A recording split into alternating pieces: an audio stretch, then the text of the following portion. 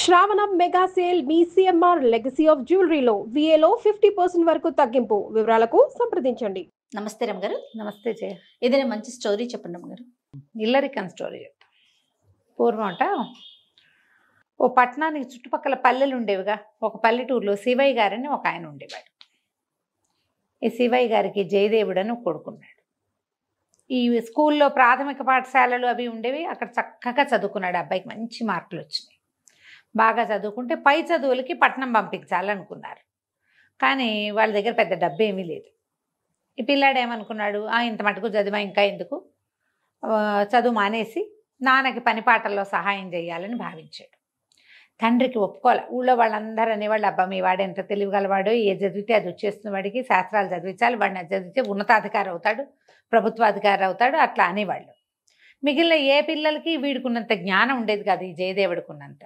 అయితే ఆయన ఏమన్నాడు, నాయన నువ్వు మట్టి పిసుకునే పని ఎందుకురా నీకు, నాకంటే చదువు రాలేదు, ఏదో అక్షరాలు వచ్చినాయి, చదువు ఇక్కడ ఉన్నా, నీకు బాగా గట్టిగా చదువు వచ్చే లక్షణం ఉంది, దాంట్లోనే నువ్వు ముందుకెళ్దు, కానీ వ్యవసాయానికి ఏముంది, రేపొద్దున ఉద్యోగ విరమణ అయ్యాక ఇక్కడికే రావచ్చు మన ఊరికేను అని బాగా బతిమలాడాడు. బతిమలాడి ఏం చేశాడు, పొలం తాకట్టు పెట్టి పిల్లవాడిని పై చదువులకి పట్నం పంపారు. ఆ పట్టణంలో ఏదో పెద్ద కళాశాల లాంటిది ఉంది. అందులో ఇంచుమించుగా ప్రప్రథముడుగా నిలిచాడు ఈ అబ్బాయి, ఈ జయదేవుడు. కళాశాల టాప్ ఏమంటారు, కాలేజ్ టాపర్గా ఉన్నాడనమాట.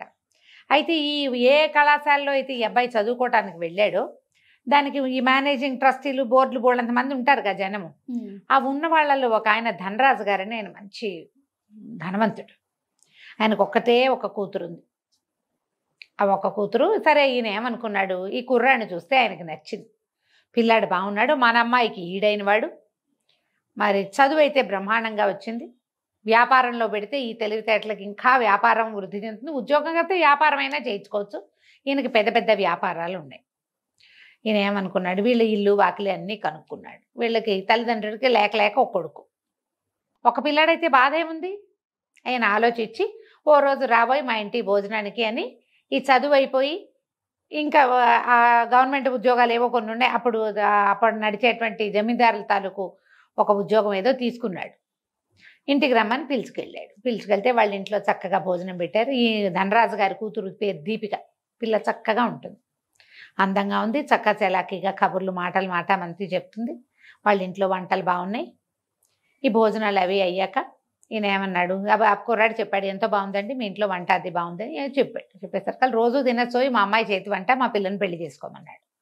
పెళ్లి చేసుకుని మా ఇంట్లోనే ఇల్లరికం ఉండిపోదు కానీ అని అడిగాడు. అడిగితే ఈయనంటే అబ్బాయి ఒప్పుకోలే జయదేవుడు. అబ్బాయి కాదండి, మా అమ్మ నాన్నలకి నేను ఒక్కడనే కొడుకుని, ఇల్లరికం వచ్చి మీ ఇంట్లో ఉంటే మా అమ్మ నాన్నని నేను చూసుకునేది ఎట్లా, అదే కదా, అట్లా కుదరదండి, నాకు ఆసక్తి లేదు, మా అమ్మాయి నచ్చింది పాయింటే, కానీ ఇల్లరికం ఆలోచన మాత్రం నేను చేయను, మా అమ్మ నాన్నని సుఖపెట్టాలి కదా, మరి ఇంత పెద్దవాడిని అయ్యాను, ఇంత చదువుకున్నాను, ఏదో ఒక మంచి ఉద్యోగం ఉంది, వ్యాపారంలో అయినా నేను చేయగలుగుతాను, నాకు కుదరదండి అన్నాడు. అయితే ధనరాజు గారు అన్నాడు, దానికేముందో, మీ అమ్మా నాన్నలకు నువ్వు ఒకడవే కొడుకువి, మీ పొలం ఎటాగో సగం తాకట్లో ఉంది, కొంత పొలం ఉంది, అంతే కదా, మీ అమ్మా నాన్నతోటే మాట్లాడతాను, వాళ్ళు కూడా వచ్చి మనతోటే ఉండొచ్చు, హాయిగా అందరం ఒక కప్పు కిందే ఉందాము అని లైన్లో పెట్టాడు.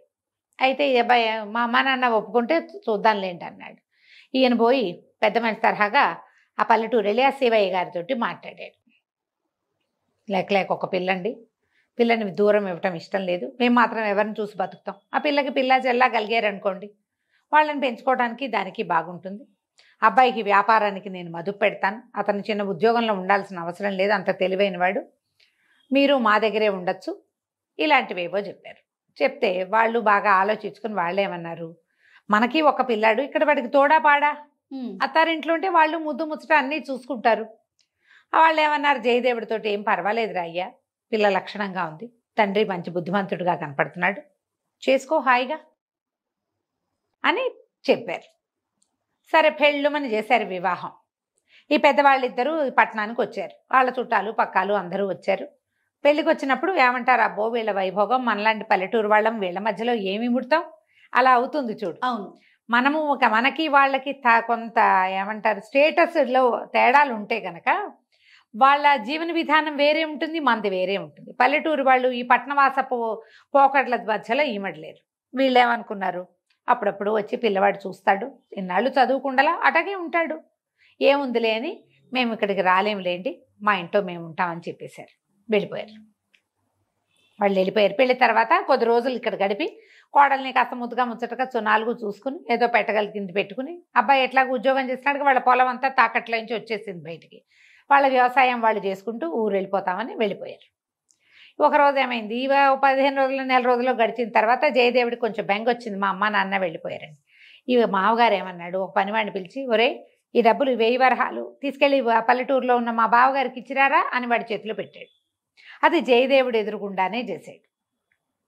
ఏమన్నాడు, మీ అమ్మ నాన్న ఈ పట్టణవాసంలో ఏమడలేరయ్యా, పెద్దవాళ్ళు, వాళ్ళు కూడా మా పల్లెటూరు పద్ధతులు వేరు, ఇక్కడ పద్ధతులు వేరు, ఇక్కడ ఏమడలేమని అన్నారు కదా, వాళ్ళ జీవితం హాయిగా వెళ్ళిపోతుంది, 4 పని వాళ్ళని పెట్టుకుని ఆ వ్యవసాయం నడిపించుకుంటారు, వాళ్ళ ఇంట్లో వాళ్ళు సుఖంగా ఉంటారు, ఈ 1000 వరహాలు వాళ్ళ కోసమే పంపిస్తున్నాను అని చెప్పాడు.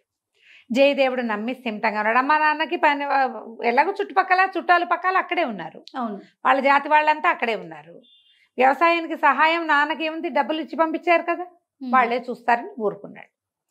ఒక 8 నెలలో 10 నెలలో గడిచింది. ఉత్తరాలు పత్రాలు నడిచేవి తప్పిస్తే ఎవరో వచ్చిన మనిషి ఒకడు జాబ్ పట్టుకొచ్చేవాడు, మేము కులాసాగా ఉన్నాను నాయన, ఇలాంటివి కనపడేవి. ఈ అబ్బాయి స్థిమితంగా ఉన్నాడు. మామగారు ఏదో కొత్త బిజినెస్ డెవలప్ చేశాడు. ఈ అబ్బాయి మంచి జోరుగా అందులో ఉన్నాడు. దీపిక కూడా చక్కగా ఉండేది, భార్యాభర్త అన్యోన్యంగా ఉండేవాళ్ళు. ఒకనాడు ఎవరో ఒక దూరపు చుట్టం ఇక పట్టణంలో పనుండి వచ్చి ఒక వ్యాపారపు కూడల్లో జయదేవుడు కనపడ్డాడు. కనపడి ఆయనతో పాటు వెళ్ళింటికి వచ్చాడు. జయదేవుడితో పాటు ఇంటికి వచ్చాడు. వచ్చి ఎరా ఎంత బ్రహ్మాండంగా ఉంది ఇల్లు వాకిలి, నువ్వు ఇక్కడ హాయిగానే ఉన్నావు, మీ అమ్మ నాన్న ఇబ్బంది పడుతున్నారు ఆ పల్లెటూరులో, అదేమిరా అబ్బాయి అలా వదిలేసావు అన్నాడు. అనగానే ఈ కుర్రాడు అన్నాడు, అదేం లేదు బాబయ్య, వదిలేయటం ఏముంది, మా అమ్మ నాన్న ఇల్లరికానికి ఒప్పుకున్నారు, ఇక్కడే వచ్చి ఉండమన్నాం, వాళ్ళు మేము ఉండలేమన్నారు, మా మామగారే 1000 వరహాలు పంపించారు, పని వాళ్ళని పెట్టుకుని స్థిమితంగా ఉండండి అని. మా అమ్మ నాన్న హాయిగానే ఉన్నారనుకున్నా, నేను కూడా ఈ కొత్త వ్యాపారపు పనులలో తలమునకలుగా ఉండి ఇంకా వెళ్ళలేదు, ఎప్పుడో రేపు పండగలు ఎప్పుడెప్పుడో వెళ్ళి చూసొస్తాననేసరికల్లా 1000 వరహాల మీ మామగారు పంపించాడా, ఎప్పుడురా నాకు తెలీదే అన్నాడు. నాకు తెలుసు బాబయ్య, నా ఎదురుగుండానే పనివాడికి ఇచ్చి పంపించాడంటే మీ ఇంటి నుంచి మన ఊరు ఒక్క పనివాడు కూడా రాలా, ఊళ్ళోకి 10 రూపాయలు వస్తే మొత్తం అంతా తెలుస్తుంది, 1000 వరహాలు వచ్చినాయంటే ఇప్పటి డబ్బులు 10 లక్షలతోట సమానం, అది పెద్ద అమౌంట్. అంత పెద్ద మొత్తం మీ అమ్మా నాన్న దగ్గర చేరితే నాకు తెలియకుండా ఎట్లా ఉంటుంది, నేనేమో మా ఇల్లేమో పక్కనే కదా, అంతేగా, వాళ్ళు ఇదివరకటి పద్ధతిలోనే ఉన్నారు, వ్యవసాయం పని ఒంటి చేత్తో చేస్తున్నాడు మీ నాన్న. అండ్ ముఖ్యమైనది ఏంటంటే 4-5 ఏళ్ల నాటికి ఇప్పటికీ పెద్దవాడయ్యాడు అనేసరికి ఇతను ఆశ్చర్యపోయాడు. ఓహో సరే అనుకుని సరేలేండి అన్నాడు. ఆ వచ్చిన చుట్టం వెళ్ళిపోయాడు. ఆ చుట్టం వెళ్ళిన 5-6 రోజులకి దీపికకి ఏదో అనారోగ్యం మొదలైంది. కొద్దిగా జలుబు చేసింది, తర్వాత దగ్గు వచ్చింది, ఏమిటో మంచం మించి లేవలేకపోయేది. ఓ వైద్యుడిని పిలిచారు. వైద్యుడు వచ్చాడు, ఏదో మందు వేసాడు. మందుగానే ఉంది, పిల్లగానే ఉంది, మంచం మీద లేచేది కాదు, ఎప్పుడు చూసినా అంటూ ఉండేది. ఆ తండ్రి ఆ పిల్ల మూలుగు వినలేకపోయేవాడు. అయ్యో పిల్ల మూలుగుతోంది, ఏమిటో బాధపడుతోంది, దానికి ఊపిరాటల్లా, దానికి గాలి జాలటల్లా. 10 రోజులు తిరిగాడు వైద్యుడు. 11వ రోజున అన్నాడు, ఏమిటో ఈ పిల్ల ఇక్కడ రెక్కొంటలేదండి, ఏదైనా చక్కగా మంచి గాలి వచ్చే చోటకి పంపించండి, చెట్లు గిట్లు ఉండాలి, మన పట్టణం కదా, ఇక్కడ ఏమిటంటే కొంచెం కాలువలు అవి ఉంటాయి, ఇళ్ళు సమర్థంగా ఉంటాయి, దగ్గరగా ఉంటాయి, జనసమర్థం హెచ్చు. అటా కాకుండా ఇల్లు తెరిపిగా ఇళ్ళుండి, కాస్త జాగా ఉండి, 4 మొక్కలుండి, పక్షి కూతలు అవి వినపడుతూ ఉండి, అంటే ఆకాశం కనపడేలాగా ఉండి, అట్లా ఎక్కడికైనా మార్చండి అన్నాడు. మార్చండి అంటే ఈ జయదేవుడు అన్నాడు, ఎక్కడికో మార్చడం ఎందుకండి, మా ఊళ్ళో మా ఇల్లు ఇట్టగే ఉంటుంది, మాది విశాలమైన జాగా, మధ్యలో ఇల్లు, చుట్టూతా చెట్లు, తెల్లారితే పక్షులు కిలకిలారావాలతోటే లేస్తాం, కోడి కూతలు బాగా వినపడతాయి అన్నాడు. అనేసరికల్లా అయిపోయి దీపికంది అక్కడ తీసుకెళ్ళవా నన్ను అంది. ఈయన ఇంకేం కాదని లేకపోయాడు. పిల్లని అత్తారింటి పంపటం ఆయనకి ఇష్టం లేదు, అదేదో పిచ్చి పల్లెటూరు. కానీ ఇప్పుడు పిల్లకేమో జబ్బు చేసింది, వైద్యుడేమో అక్కడికి తీసుకెళ్ళండి అంటున్నాడు, ఎక్కడికో తీసుకెళ్ళమన్నాడు. ఇప్పుడు చల్లగా ఉండే చోటుకి తీసుకెళ్ళండి వేరే కథ చెప్పాడు అనుకో, ఆ కథకు అనుగుణంగా ఇక్కడ ఏం ఉండదు. కానీ ఈ జయదేవుడు ఊళ్ళో ఏమున్నాయో వైద్యుడు అవే చెప్తున్నాడు. ఇక ఆయన ఏం మాట్లాడలేకపోయాడు. బండి కట్టించి పిల్లని అల్లుండి పంపించారు. 10 రోజులైంది, 15 రోజులైంది, 20 రోజులైంది, నెల అయింది, దీపిక రాలా, జయదేవుడు రాలా వెనక్కి. తల్లి తండ్రి బెంగటిల్లిపోయారు పిల్ల కోసం. మరి ఆ పిల్లని ఎక్కడికి పంపకూడదు అనుకున్నారు. అదే. ఉత్తరాలు వస్తున్నాయి. ఒక ఉత్తరం ఎవడో మనిషి వచ్చాడు, ఆ బాగానే ఉంది, ఆరోగ్యం కొంచెం కోలుకుంది.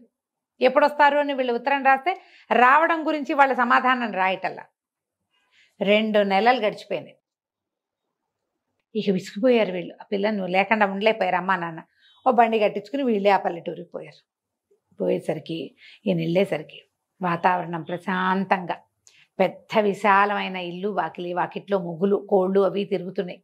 ఓ పెంపుడు కుక్కుంది వాకిట్లో. బోలెడన్ని చెట్లు, వాటి నిండా పువ్వులు.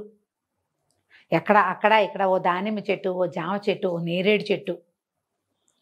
వాటి మధ్యలో నుంచి కూతురు పరిగెడుతూ పువ్వులు కోస్తుంది కనపడింది ఆయనకి. పిల్ల చూస్తే ఆరోగ్యంగా నవనవలాడుతూ మన ఇంటి దగ్గర కంటే ఇక్కడే బాగుంది అనిపించేలాగా ఉంది. ఏమనాలో తెలియలే. వియ్యాల వారేమో రండి రండి అన్నారు. ఇంట్లో ఉన్నారు. పల్లెటూరు భోజనాలు ఏముంది, చక్కగా అప్పటికప్పుడు ఫ్రెష్గా కోసిన తోటకూర, అప్పుడే తెంపుకొచ్చిన వంకాయలతో కూరలు, భోజనాలు, పాలు, పళ్ళు, మజ్జిగ. పళ్ళకేముంటాయి, సిటీలో ఉండే పళ్ళు పల్లెటూళ్ళలో ఉండవు. ఏదో బొప్పాసకాయలు, నేరేడుకాయలు అవి కాస్తాయి. ఇల్లు హాయిగా ప్రశాంతంగా ఉండటం, అత్తామామ ఈ పిల్లల్ని పరమ ముద్దుగా చూస్తున్నారు. ఎండకన్నేరక్కుండా పెరిగిన పిల్ల మరి ఇంత దూరం వచ్చిందని. ఒక 3-4 రోజులు పోయాక ఆయనకి సిగ్గేసింది. అమ్మ ఏమంది, అమ్మమ్మ ఎప్పుడు వెళ్ళిపోతాం మేము, ఇంటికి వస్తావా, నువ్వు ఎప్పుడు వస్తావు అని. ఎందుకు నాన్న ఆ ఊర్లో పడి ఉండటం, ఇక్కడే హాయిగా ఉంది కదా, మీరు కూడా ఇక్కడే ఉండండి అనేసింది కూతురు. ఆయన డబ్బులు పంపల, ఊరికే అల్లుడిని ఉలిపుచ్చుకాలు ఆడాడు అంతే. ఆయన కాస్త మొహమాట పడి అల్లుడిని పక్కకి తీసుకెళ్ళి, బాబు నన్ను క్షమించు, మీ అమ్మా నాన్నని ఉంచుకునే ఉద్దేశం కానీ, మా పిల్లని మీ ఇంటికి కోడలుగా పంపే ఉద్దేశం కానీ నాకు లేవు. మాకు ఇల్లరిక పల్లుడు కావాలంతే. మా పిల్ల మాతోటే ఉండాలనుకున్నాను. కానీ మా ఇంట్లో కంటే పిల్ల ఇక్కడే ఆరోగ్యంగా, ఇక్కడే సంతోషంగా ఉంది. దానికి లభిస్తున్న గౌరవం మర్యాద చూస్తే కన్నవాళ్ళం మేము ముద్దే చేస్తాం. గౌరవ మర్యాదలు మా వల్ల లభించవు, అత్తవారింట్లో దానికి లభిస్తున్నాయి. నన్ను క్షమించు, నేను మీ అమ్మగారికి వాళ్ళకి ఏం డబ్బులు పంపల, వాళ్ళకి అలవాటైంది, వాళ్ళు అలాగే ఉంటారులే అని అనుకున్నాను. నాకు బుద్ధి వచ్చింది. మీ ఇంట్లో నేను ఎట్లా ఉంటాను, ఇక్కడే ఏదైనా జాగా చూడు, ఓ ఇల్లు వాకిలి కట్టుకుని మేము ఇక్కడే ఉంటాం. మా పిల్లని మేము రోజు కంట చూసుకుంటూ ఉంటాం. మా పిల్ల మీ ఇంట్లోనే ఉంటుంది, మాకు ఇల్లరికం వద్దు. పిల్లలు పుడితే ఓ పిల్లల్ని మేము కూడా పెంచుతాం అని అన్నాడు. అన్నాక వీళ్ళ ఇంటికి కొంచెం అవతలగా ఉన్న ఒక ఎగువని ఉన్న ఒక స్థలం కొన్నారు. డబ్బులు ఉన్నవాడు తలుచుకుంటే ఏముంది, రాజు తలుచుకుంటే దెబ్బల కొదవా అన్నట్టు చకచక పెద్ద పెద్ద ఇల్లు ఒకటి కట్టారు. దీపికకి 4-6 పిల్లలు పుట్టారు. వాళ్ళ అమ్మా నాన్న వీళ్ళమ్మా నాన్న హాయిగా కలిసి పెంచుకున్నారు. అబ్బాయి అప్పుడు నెలకొకసారి వెళ్ళి వీళ్ళకి ఇల్లు వాకిలి ఉన్నాయిగా, వ్యాపార పనులు చూసుకుని మళ్ళీ వెనక్కి తిరిగి వచ్చేవాడు. హాయిగా ఉన్నారు. పెళ్ళిళ్ళు చేసేటప్పుడు ఆలోచించుకుని చేసుకోవాలి. చూడు ఎంత హాయిగా ఉందో కదా, కలికంచికి మనం ఇంటికి. నమస్తే రమ్మ గారు. నమస్తే.